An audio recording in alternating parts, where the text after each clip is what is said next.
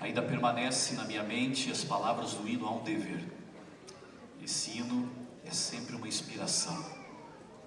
Eu fico pensando comigo, cantar do nosso dever é uma oportunidade para renovar o nosso compromisso com a missão desta igreja, com o dever de pregar, proclamar e testemunhar nossa esperança na breve volta de Jesus. Eu gosto muito desse hino, talvez seja um dos preferidos de todos os hinos do Inário Adventista.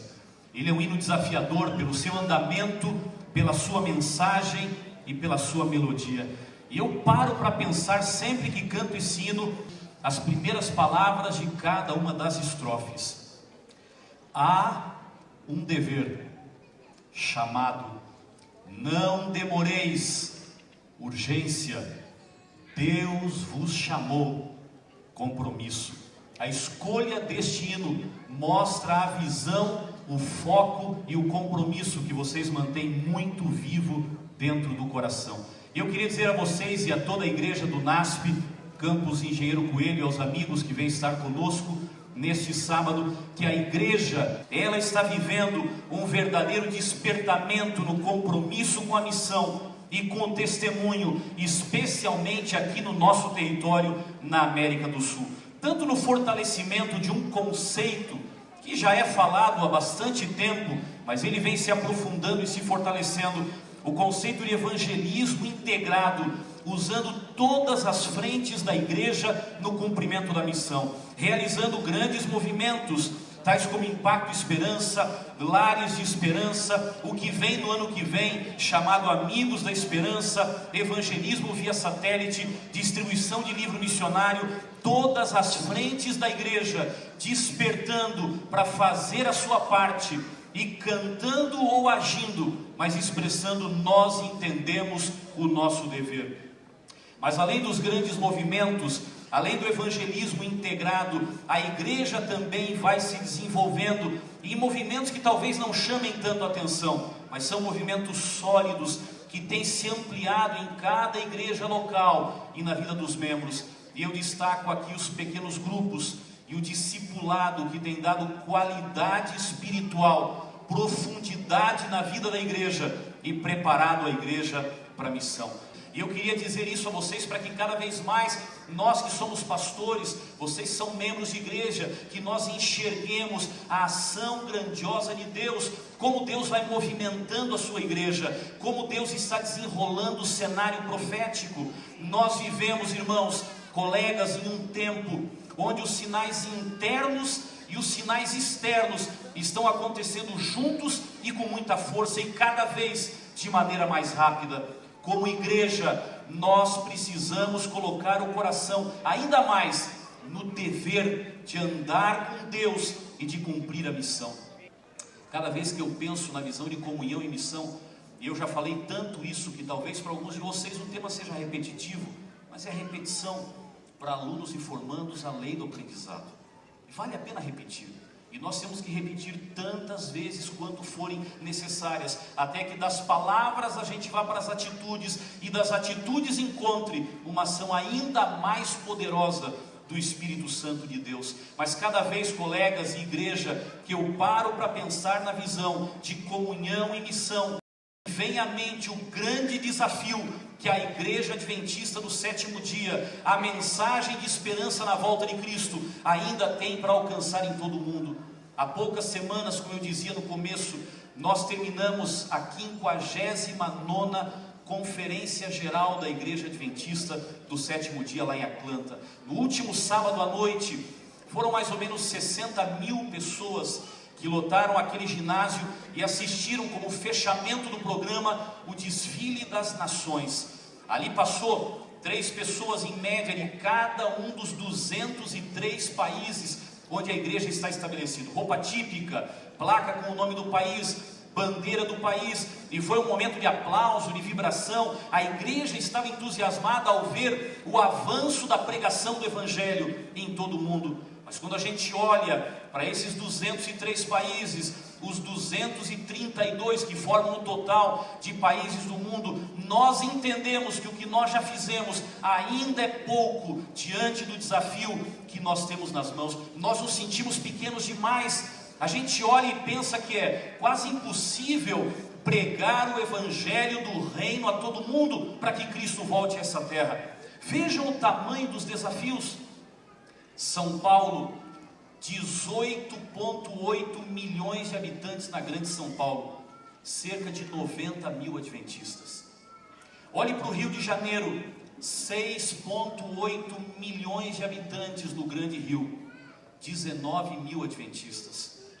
Olhe para Buenos Aires, além da capital federal, a grande Buenos Aires, 12,7 milhões de habitantes, 22.900 adventistas. Olhe para Montevidéu, a capital do Uruguai, 1,3 milhão ou milhões de habitantes. Nós temos 1.457 adventistas.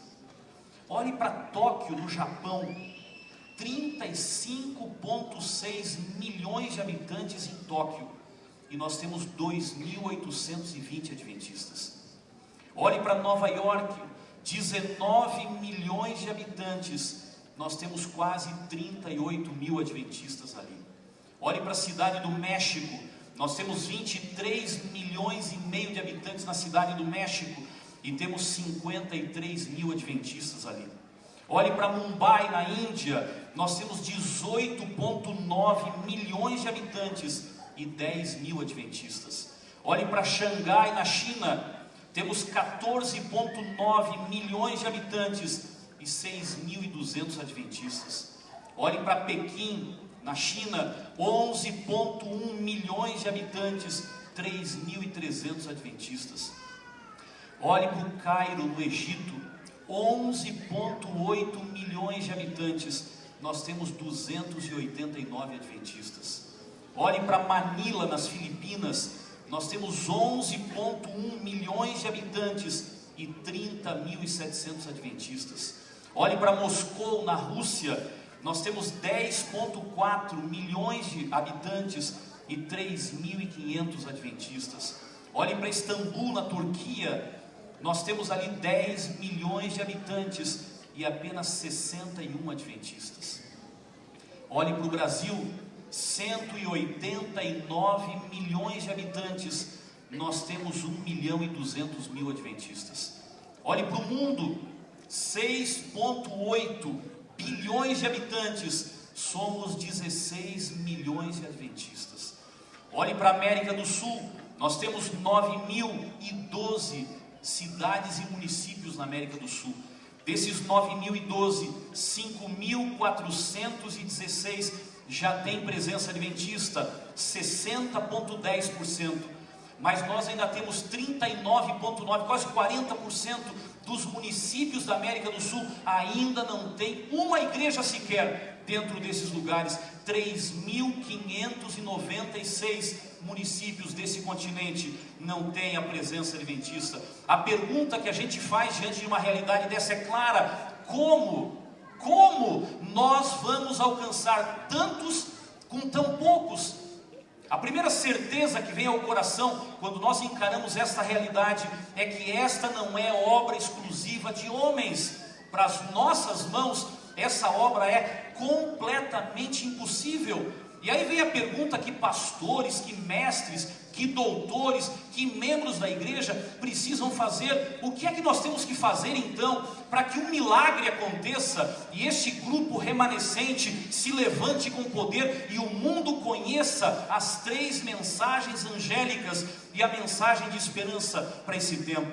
Nós só temos uma saída para responder essa pergunta: é ir à Bíblia e descobrir como foi que agiu a igreja cristã primitiva. Afinal, eles começaram com 12, contando com Jesus, com 13 pessoas, tiveram o desafio de alcançar 200 milhões de habitantes naquela época e foram bem-sucedidos. Como eles trabalharam? Em 50 anos, o cristianismo já havia se estabelecido no mundo conhecido. E fez isso de maneira tão impactante que a história passou a ser dividida pelo próprio nascimento de Cristo. Alguém pode dizer: pastor, não dá para comparar, porque Jesus estava lá no começo, ele andou com eles. Nós aqui agora vivemos com o poder, mas andamos de maneira sozinha, o mundo é outro. Na verdade, os desafios são muito parecidos. Jesus impactou o mundo da época com o seu curto ministério, mas foram os discípulos e os primeiros cristãos que revolucionaram a história da época. A fórmula como isso aconteceu está em Atos capítulo 1, verso 8. Diz a Bíblia, palavras de Cristo: mas recebereis o quê? Mas recebereis poder ao descer sobre vós o Espírito Santo, e sereis minhas testemunhas, tanto em Jerusalém, como em toda a Judeia e Samaria, e até os confins da terra. Aqui está a fórmula, aqui está o segredo de ontem e o segredo de hoje. Estava e está na poderosa atuação do Espírito Santo entre o povo de Deus.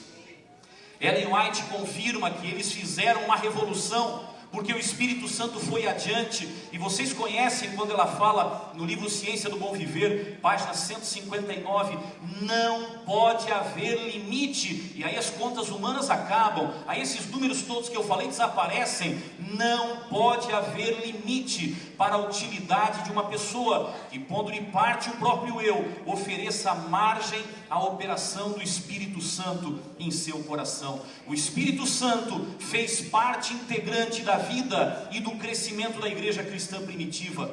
Basta ver como ele era mencionado no Velho Testamento e como ele passou a ser mencionado no Novo Testamento. No Antigo Testamento ele é mencionado 88 vezes em 22 dos 39 livros da Bíblia. Quando você vai para o Novo Testamento, ele aparece 262 vezes. Há uma amplidão do reconhecimento do ministério do Espírito Santo. Mas não é uma promessa só para aqueles dias. Hoje, ele também precisa fazer parte integrante da vida de nossa igreja, do ministério de líderes, pastores, mestrandos e doutorandos. Só assim nós vamos poder pregar o Evangelho do Reino com poder e ver o cumprimento de nossa esperança, recebendo Cristo nas nuvens dos céus. Nós hoje, 2010, século 21, somos tão incapazes de realizar a obra que está diante de nós, quanto foram os primeiros discípulos, mas nós também podemos ser capacitados pelo mesmo Espírito. Lá no Pentecoste, estava uma congregação de 120 pessoas, clamando pelo poder do Espírito Santo. E vocês conhecem a história, 120 orando, clamando, e logo depois que foram cheios, eles imediatamente levaram 3.000 pessoas a Jesus.